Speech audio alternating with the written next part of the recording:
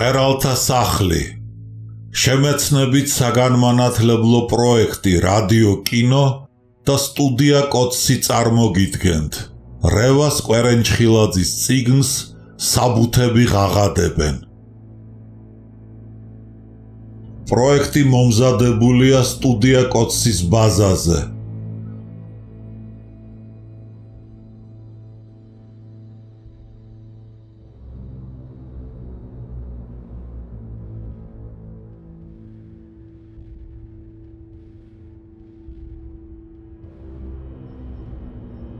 რევას კვერენჩხილაძე, საბუთები ღაღადებენ.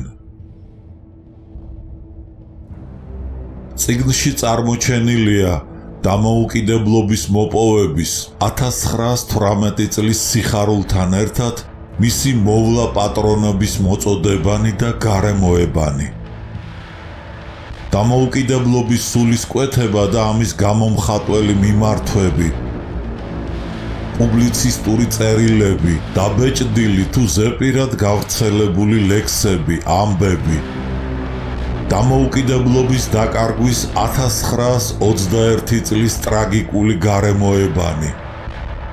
საქართველოს რევოლუციური კომიტეტისა და კომპარტიის ცეკას დადგენილებანი და განკარგულებანი.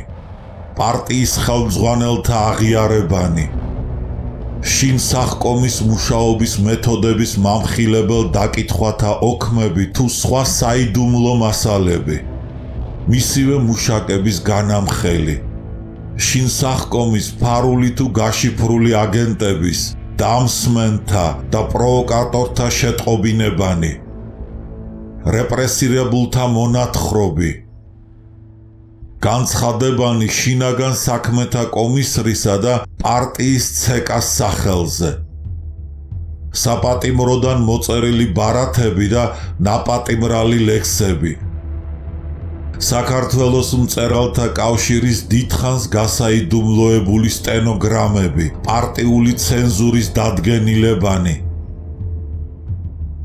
ამ წიგნის გამოცემასთან დაკავშირებით გაწეული უანგარო დახმარებისათვის ავტორი გულითად მადლობას უხდის საზოგადოება მემორიალის თავმჯდომარეს ბატონ გურამ სოსელიას, ამავე საზოგადოების პრეზიდიუმის წევრს ილამაზ მიწიშვილს, ისტორიულ მეცნიერებათა დოქტორს გიორგი ციციშვილს და ისტორიულ მეცნიერებათა დოქტორს გელა საითაძეს. რედაქტორი როსტომ ჩხეიძე, ფილოლოგიის მეცნიერებათა დოქტორი, რეცენზენტები გელა საითიძე, ისტორიულ მეცნიერებათა დოქტორი გიორგი ციციშვილი, ისტორიულ მეცნიერებათა დოქტორი. ჩვენთვის ძვირფასია მშობლები, შვილები, ახლობლები, მაგრამ ყველა წარმოდგენა სიყვარულზე თავს იყრის ერთ სიტყვაში: სამშობლო. მარკუს ტულიუს ციცერონი, ძველი წელთაღრიცხვით 106-43 წლები.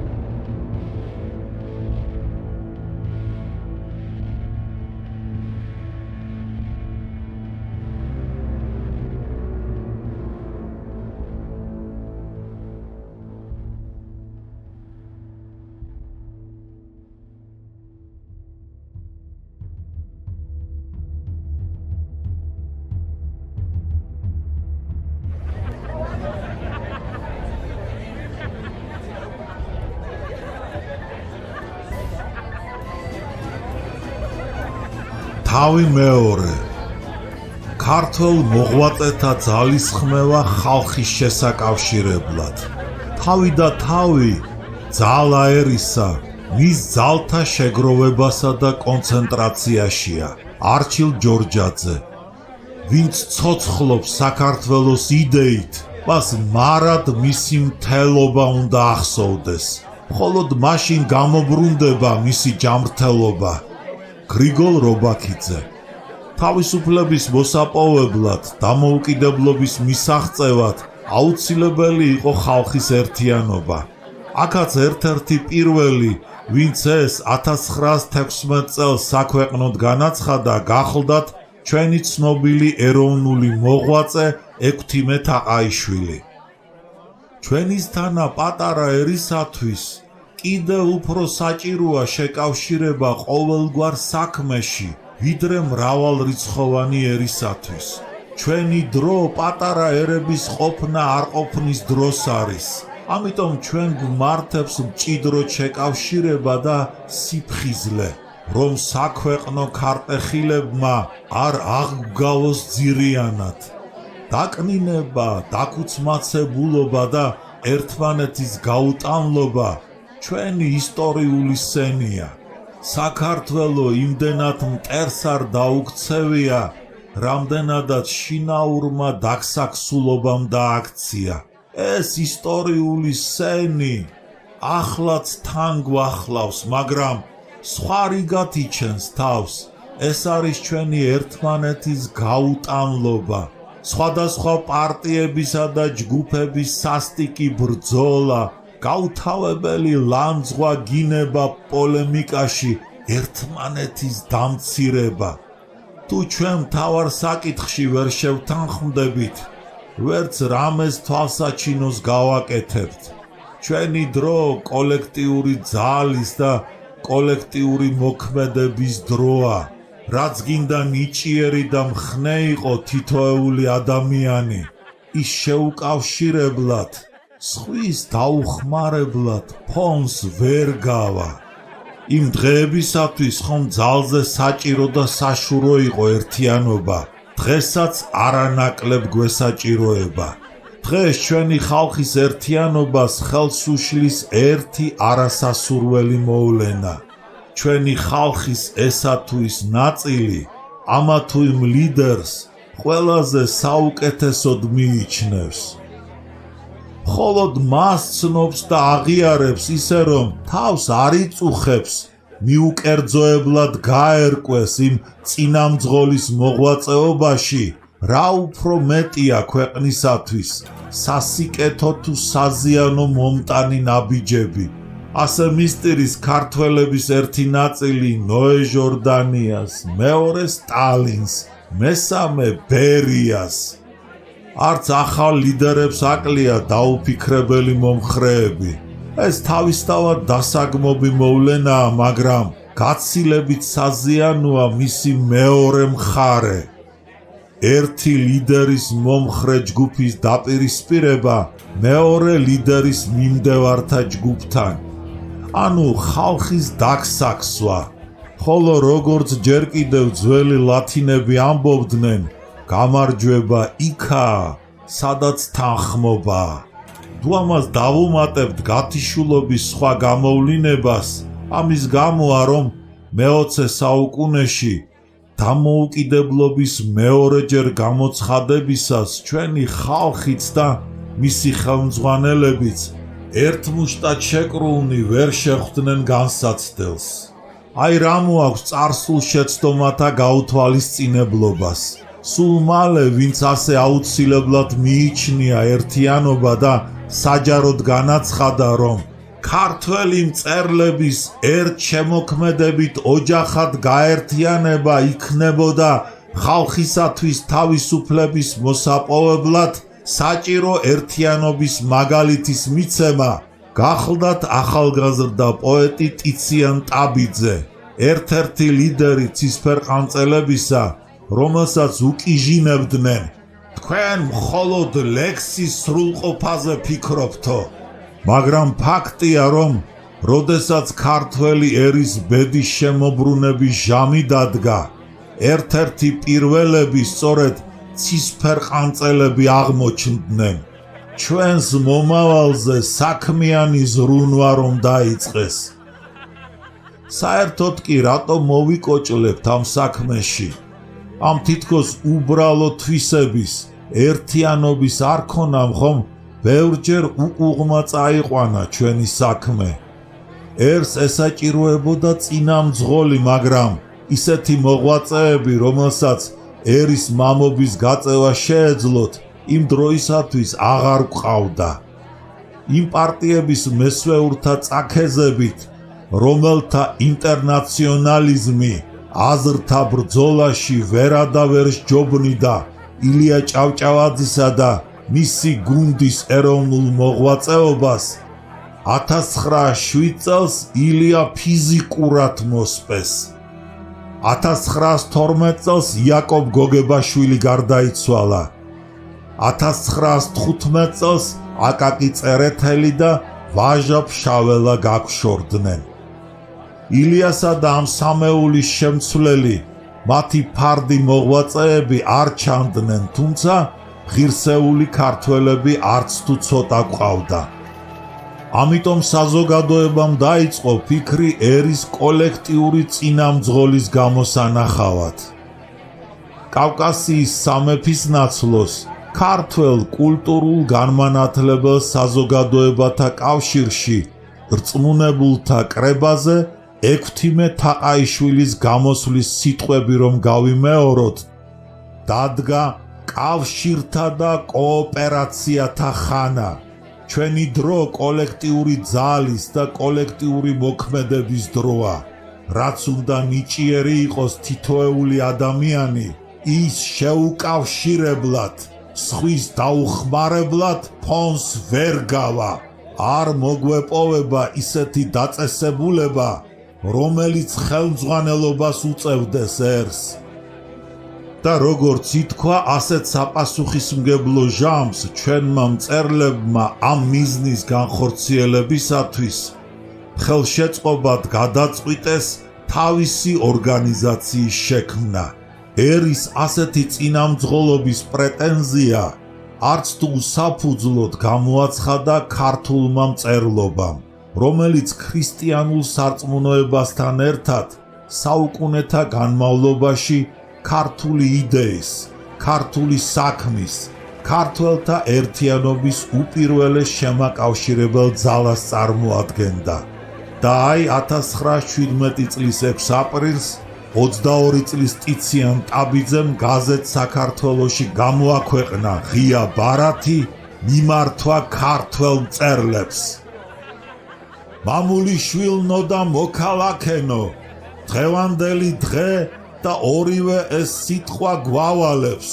სხვა დროს არ გქონდა საშუალება არც შეერთებისათვის და არც ხმის ამოღებისათვის. დღეს ეს შესაძლებელიცაა და აუცილებელიც. ომის გამოცხადებისას ქვეყანა მოიარა გერმანელ მწერალთა და მეცნიერთა ქედმაღალმა მოწოდებამ, მოპირდაპირეთაც უპასუხეს თავიანთი ღირსების შეგნებით. ერის სული მწერლობაში ლაპარაკობს. არავის არ აქვს მეტი უფლება ერის სახელით გამოსვლის, ის მწერლების საღვთო მოვალეობაა. თქვენ ვისაც გაწვალებთ საქართველოზე ფიქრი, ვინც იტანჯებოდით მისი სიწმინდის შესანახად და გიყვარდათ საქართველო უფრო ის ყველაფერისა, რაც წარმავალია და არა მარადი, თქვენ ხალხი დაგიჯერებთ, რადგან თქვენი უწინაც სჯეროდათ. ეს ნდობა არის ერთადერთი და უდიდესი საჩუქარი უანგარობისა და სიწმინდისათვის ქართველი ხალხისაგან. დღევანდელმა სასტიკმა ომმა გამოაჩინა, რომ არ არის სიტყვა უფრო წმინდა და ძვირფასი, როგორც სიტყვა სამშობლო. კეთილშობილი საფრანგეთი, რომლის დეკადენსზე ასე უყვარდათ ამდენ ხანს ლაპარაკი, ეხლაც ემაგალითა მისგან უკვე დავალებულ კაცობრიობას, 300-ზე მეტმა ყველაზე ნიჭიერმა პოეტმა, მწერალმა და მხატვრებმა დასდვეს თავიანთი სიცოცხლე საფრანგეთისათვის არასისა და სხვა თხრილებში. საფრანგეთი უკვე შეეჩვია იმ აზრს, რომ 50 წელი მისი მწერლობა ამის გამო იქნება გამწევ კრიზისში. მონობაში დაბადებულ და აღზრდილ ქართველებს ვეძლევა დღეს საშუალება გავიმეოროთ წინათქმა, რომლითაც მემატიანე იწყებს ქართლის ცხოვრებას და რომელსაც გრძელ ისტორიულ ცხოვრებაში ამართლებდა ქართველი ერი. არავის ვეყმოთ, არ ვემონოთ გარეშე ღვთისა დამბადებლისა.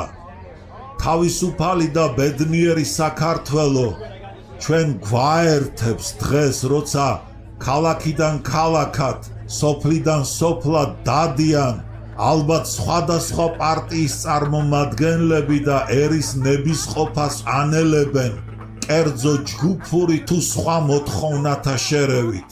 საჭიროა მათ წინ უსწრებდეს ქართველი მწერლების შეერთებული ხმა, რომელშიც ყოველ ჯგუფობაზე მაღლა მდგარი ქართული აზრი გამოითქმევა.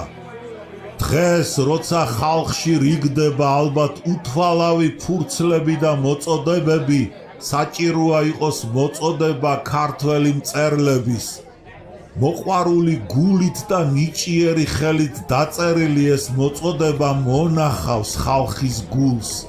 ბევრია კიდევ სხვა, რაც მოითხოვს შეერთებას და ქართველ მწერალთა ლიგის დაარსებას. ეს ალბათ კრებაზე გამოჩნდება. სიტყვა კაზმული და ქართველ მხატვართა საზოგადოებანი და თუ ისინი არა, კერძო საინიციატივო ჯგუფი მწერლების იკისრებენ საქმის დაწყებას. დიდია მოვალეობა, რომ იყოს იჭვი ამის. და მართლაც სულ მალე შეიქმნა ქართველ მწერალთა შემოქმედებითი ორგანიზაციის დამფუძნებელი ყრილობის მოსამზადებელი კომისია. კოტე მაყაშვილი თავმჯდომარე, კონსტანტინე აბაშისპირელი გამსახურდია მდივანი, შალვა დადიანი, პაოლო იაშვილი, ვარლამ რუხაძე, ლეო ქიაჩელი. ამ კომისიის გაწეული მუშაობის შედეგად 9 წლის შემდეგ 1917 წლის ოქტომბერში ქართველ მწერალთა პირველმა ყრილობამ დააფუძნა მთელ მაშინდელ რუსეთის იმპერიაში პირველი სამწერლო ორგანიზაცია ქართველ მწერალთა კავშირი. ამ კავშირში ხალხისათვის გაერთიანების მაგალითის მისაცემად ცისფერყანწელები გაერთიანდნენ იმ ლიტერატურულ დაჯგუფებასთან, აკადემიურ მწერლებთან, რომლებსაც ისინი წმინდა ესთეტიკური თვალსაზრისით უპირისპირდებოდნენ და უკიჟინებდნენ. თქვენ პოეზია საქართველოს ბედზე მოთქმა ტირილამდე დაიყვანეთ, სამგლოვიარო ზალად აქციეთ, პოეზიის ხარისხი კი ძალზე დააქვეითეთო. ინტერნაციონალისტი კომუნისტები საბჭოთა საქართველოში ყოველ მხრივ აჩუმათებდნენ ასეთი ეროვნული მუხტის მატარებელი, ეროვნულ გამაერთიანებელი შემოქმედებითი ორგანიზაციის არსებობას. ქართული საბჭოთა ენციკლოპედიის 11 ტომში ვერ იპოვით სტატიას საქართველოს მწერალთა კავშირი. ვერ ნახავთ მისი დაარსების თარიღს 1917 წელი. თავის მხრივ ჰქონდა ახსნა იმას, რომ მე-19 საუკუნის მეორე ნახევარში ილია აკაკი და ვაჟა, ხოლო ხარისხობრივად უფრო დაბალ დონეზე მათი მიმბაძველები თავიანთ შემოქმედებით შესაძლებლობათა უმეტეს ნაწილს საქართველოს ბედზე წუხილსა და ურვას უთმობდნენ. სწორედ ამაზე ლაპარაკობდა მაშინ საკმაოდ ცნობილი დღეს ჩვენში მივიწყებული მწერალი აკაკი პაპავა. რა პატივს ყრიდა ნაზი ბულბული, თუნდა მისი გალია ოქროსი ყოფილიყო. ჩვენი გალია ხომ უხეში თუჯის ბორკილებისაგან დაეღობათ. ვინ გაამტყუნებს ამ ბულბულს? რომ მარტო დამიხსენით, ამაფრინეთ იძახოსო, თუნდ არა მუსიკალურადაცო. ჩვენც ამას ვითხოვდით ქართველი მწერლობისაგან, გალიიდან თავის დახსნა გვინდოდა მეტად და იმათაც, ვისაც დიდი ბუნება ჰქონდა, გასწირეს თავი და თავისუფლების სიმღერით ამოიწურენ. პოეზია თანდათან პრინციპთა კონკრეტიზაციას ემსახურებოდა, ლოზუნგებს სჭედდა მტრის დასაკოდად, მას განსაზღვრული მიზანი უფრო იტაცებდა, პანა მომუშვეო განცდა ხელოვანისა, პროპაგანდა მაღალ აზრებისა და ხელოვნება სინონიმებად იქცნენ. მეორემ ბევრი დაჰკარგა, პირველმა საკმაოდ ისარგებლა.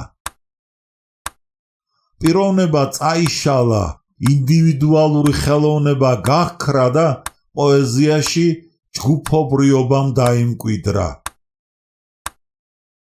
ბოლოს სურათი სანუგეშოდ იცვლება. საზოგადოებრივი დიფერენციაცია ნორმალურად ვითარდება. პოეზიას პუბლიცისტიკიდან ეძევებიან და ხელოვნება საკუთარ ბუდეს იჩენს.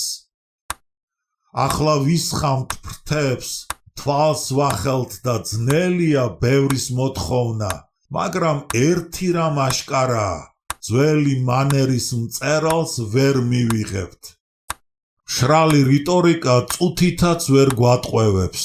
ვინც ვერ გაიგებს, რომ მარადიულ თემებზე გულდადებით და დახვეწილად წერა, ამისათვის დიდი შემოქმედებითი დროის დათმობა ხშირად ეწირებოდა ეროვნულ სატკივარზე გამოხმაურებას, ყოველდღიურ თითქოს წვრილმან ეროვნულ საზრუნავზე პასუხის გაცემას, ლექსად თუ პუბლიცისტურ წერილად, იმას ადვილად შეუძლია თქვას, კარგ ლექსებთან ერთად რატომ აქვს ილიასა და აკაკის შედარებით სუსტი ლექსებიცო. მაგრამ გამოხატავდა რა განსაკუთრებით ილიასა და აკაკის მიმბაძველთა პატრიოტული პოეზიის ხარისხის ამაღლების მოთხოვნადი საზოგადოების აზრს, აკაკი პაპავა იმასაც აღიარებდა, რომ ეროვნულ პატრიოტულ თემაზე წერაც მაღალმხატვრულ დონეზე უნდა აიყვანონო.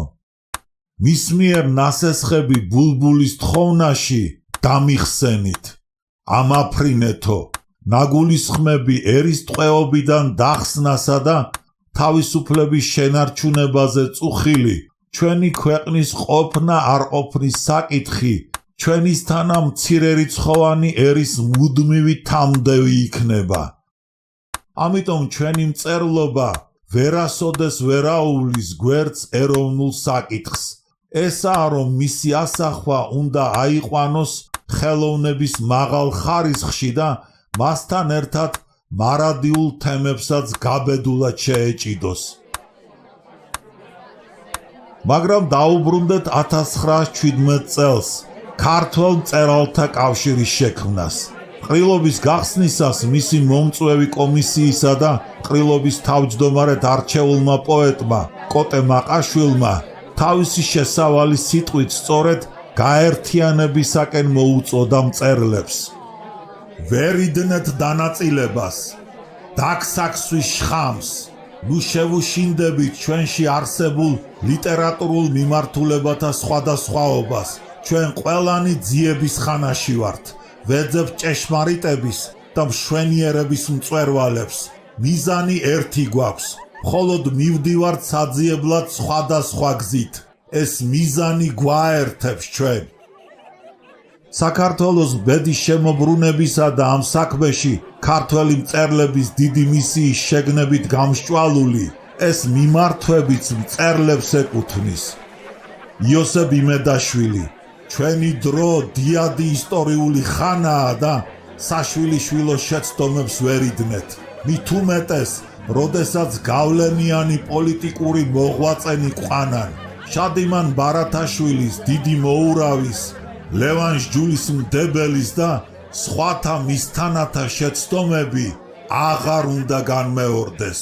ჩვენ გვჭირია არა ირაკლი მესამე, რომლის წინა მოსახელემ რუსეთის იმედით ქართველებს ყელი გამოსჭრა და საქართველო პირობის დამრღვევ რუსების გენერალ ტოტლებენის წინაშე წარმოაჩოქა, არამედ აკაკი მეორე, რომლის წინა მოსახელემ თავისუფალი საქართველოს აღდგენა გვიგალობა. ამას მოითხოვს ქართველი ხალხის განთავისუფლების აუცილებლობა. ქართველი დემოკრატიის ღირსეული ბელადიც ამ გზას უნდა დაადგეს. გრიგოლ რობაქიძე. აი ამ ჟამს, როცა ქართველის ბედი ცის მშვილდითაა შემორტყმული, უნდა წარმოს თქვათ, საქართველო დადგინდება თავის თავად და ეტყვის მსოფლიოს თავის სიტყვას. ბოლოს ყრილობის მიმართვა ქართველ ხალხს. სრულიად საქართველოს მწერალთა პირველი ყრილობა ხურვალე სალამით მოგმართავს შენ, ქართველო ერო, და მოგიწოდებს იხსნა შენი თავი ხანგრძლივი ტყვეობისაგან.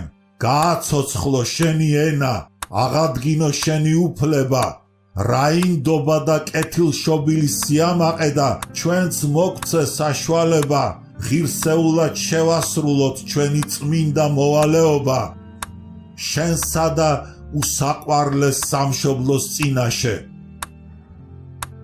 როგორც მოგახსენეთ, რუსეთში მონარქიის დამხობაში ქართველი ხალხი იმპერიიდან საქართველოს თავის დახსნის შესაძლებლობის გაჩენას ხედავდა. ამის გამო იყო, რომ ქართველები ამ რევოლუციას ხალხმრავალი მიტინგებით მიეგებენ თბილისში, ქუთაისში, ბათუმში, ჭიათურაში. სწორედ ამ იმედის გამო მიესალმა გალაქტიონი 1917 წლის თებერვლის რევოლუციას ლექსით დროშები ჩქარა, რომელიც მაშინვე 1917 წლის 13 მარტს დაიბეჭდა ქუთაისის გაზეთ სოციალ-დემოკრატში. გათენდა, ცეცხლის მზე აენთო, აცურდა, დროშები ჩქარა. თავისუფლება სულს ისე მოსწყურდა, ვით დაჭრილი ირმების გუნდს წყარო ანკარა, დროშები ჩქარა. დიდება ხალხისთვის წამებულ რაინდებს, ვინც თავი გასწირა, ვინც სისხლი დაღვარა, მათ ხსოვნას ქვეყანა სანთლებად აინთებს, დროშები ჩქარა. დიდება, ვინც კიდევ გვაბრძოლებს იმედით, ვინც მედგრად დახვდება მტრის რისხვამ უქარას, გათენდა, შერთდით, შერთდით, შერთდით, დროშები, დროშები, დროშები ჩქარა. დროშები, დროშები, დროშები ჩქარა. გასაბჭოების შემდეგ ოფიციალურმა კრიტიკამ საქმე ისე წარმოადგინა, თითქოს პოეტი ამ ლექსით ოქტომბრის რევოლუციას მიესალმა. არა და არა, დროშები ჩქარა საქართველოს დამოუკიდებლობის მოპოვების იმედს შესძახა გალაქტიონმა და არა წითელი იმპერიის შექმნას. ასევე დაემართა გიორგი ქუჩიშვილის ლექსს აღდგომა, რომლის ავტორმაც ჯერ კიდევ საქართველოს დამოუკიდებლობის გამოცხადებამდე უგალობა ჩვენი ქვეყნის აღდგინების დასაწყისს. საქართველო აღსდგა მკვდრეთით, გზა მიეცით, ჩამოდექით, გმირთა გმირი ამირანი, მოიმღერის გვინვით ჭექით, სანეტარო დახსნის ხმები, ეფინება ზურმუხტ მდელოს, გაუმარჯოს, გაუმარჯოს ბორკილ აყრილ თავისუფალ საქართველოს. ეს ლექსი ჟურნალ თეატრსა და ცხოვრებაში გამოქვეყნდა 1917 წლის 2 აპრილს, მაგრამ საქართველოს გასაბჭოების შემდეგ ის ქვეყნდება საქართველოს სახელწოდებით. თარიღად 1921 წელი უზის და ისე გამოდის, თითქოს საქართველოში საბჭოთა ხელისუფლების დამყარებას ესალმება. ამის ოცნება მზე გაიმინდვრა, ტოძზე შემოჯდა ზამთრის ბეღურა და გამარჯვების ხმების საწინდრად ყობამ დაიწყო ხასანბეგურა. ცხადია პოეტი იძულებული შეიქმნა ამ დათმობაზე წასულიყო რომ ლექსი წიგნში შეეტანა. ასეთ მაგალითებს ჩვენ მრავლად შევხვდებით კომუნისტურ საქართველოში.